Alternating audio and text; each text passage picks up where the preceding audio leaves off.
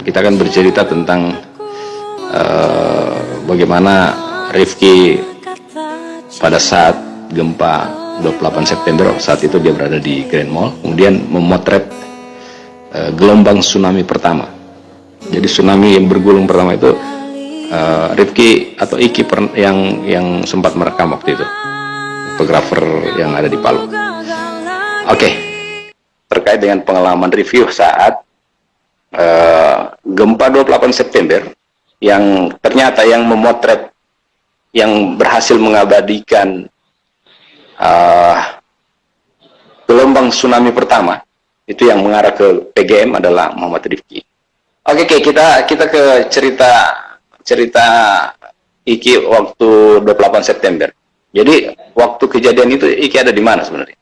Awalnya sih waktu itu memang kita sudah dibagi tugas sama tim Red waktu itu untuk dibagi ini untuk mengambil berita. Ada beberapa teman yang ditugaskan untuk mengambil foto pada waktu itu. Foto kegiatan festival yang dilaksanakan oleh Pemkot setiap tahunnya. Festival Pneumonia kalau nggak salah. Nah, pada waktu itu saya mengisi waktu kosong untuk nonton, sebetulnya nonton film di PGM waktu itu di XX1. Nah, nonton karena saya jam kan masih jam 6. Jadi saya memilih untuk nonton dulu karena acara kan jam 7. Masuk di XX1 itu, jadi semua perlengkapan kamera itu saya sudah siapkan dari rumah sebetulnya. Setelah masuk itu, kamera yang saya simpan di loker dan saya nonton pada waktu itu. Nah, setelah saya nonton, baru sekitar 5 menitan duduk di kursi XX1 itu sudah gempa. Jadi semua sound system yang ada di ruangan itu pada berjatuhan, orang sudah pada lari, sudah beraturan. Jadi begitu saya ikut keluar juga, yang pertama saya pikir itu adalah bagaimana cara saya mengambil kamera yang ada di loker itu. Jadi pada saat itu juga kita dilarang sama satpamnya. Satpamnya jangan masuk karena masih gempa. Lagian di dalam ruang XX1 itu atau di tempat loker itu lagi berantakan. Nah, karena saya melihat pada waktu itu orang lagi ngerekam semua. Ini ada apa ini di bawah? Waktu gempa itu kan kita belum tahu ada tsunami nih. Nah, nanti setelah saya mencoba lihat ke bawah, ternyata ini gelombang pada mau datang. Ya sudah. Saya lari, pokoknya biar satpam larang saya ambil kamera di loker itu saya tetap masuk. Nah, disitulah saya ambil kamera saya, langsung saya jepret. Itu pun kalau melihat dari data taken yang saya ambil gambar itu, frame pertama yang saya ambil pada waktu gempa tsunami itu sekitar pukul 18 kalau nggak salah ya. Jadi sekitar 18 menit setelah kejadian itu saya sudah motret. Jadi tsunami yang datang itu hanya 2 frame saya abadikan karena saya mengingat keselamatan juga. Paling tidak saya sudah bisa mengabadikan momen itu.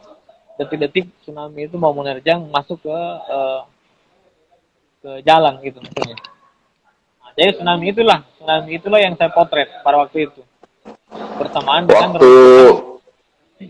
waktu Rifki memotret itu bisa perkirakan tidak tinggi gelombang itu sekitar berapa meter?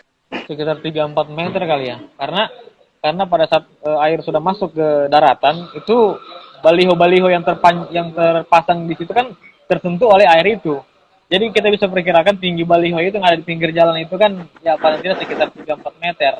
Jadi setelah saya 2 frame motret, terus saya mundur dari tempat lokasi saya motret itu, mundur. Nah, seketika itu pula air langsung menerjang masuk ke daratan dan menghantam bangunan PGM itu. Karena rentetan peristiwa itu mulai dari tsunami datang sampai dengan kita meloloskan diri dari situ, saya abadikan semua momen itu. Nah, betul. Jadi selebihnya pagi sudah mulai foto-foto sudah mulai tayang di AFP, pagi sudah mulai tayang. Artinya bagaimana secepat mungkin saya mengirim, tapi kondisi jaringan pada waktu itu tidak mendukung juga. Ya, ceritakan dulu bagaimana? Ada gemetar-gemetarnya kah atau atau memang bagaimana ya? Maksudnya kalau orang biasa kan, kalau ada kejadian luar biasa begitu, saya saja waktu itu tidak sempat mengambil kamera karena berpikir mau menyelamatkan keluarga dulu. Yang pertama saya pikir kan saya sudah selamat pada waktu itu, sudah selamat.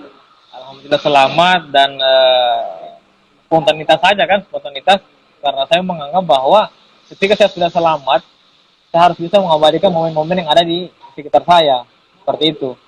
Jadi spontanitas saya sebenarnya, insting jurnalistik itu berjalan begitu saja.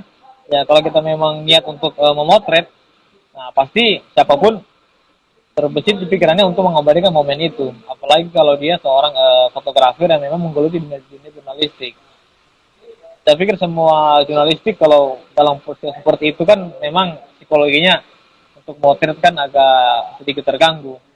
Tapi tergantung dari kita. Yang penting paling tidak kita sudah selamat duluan.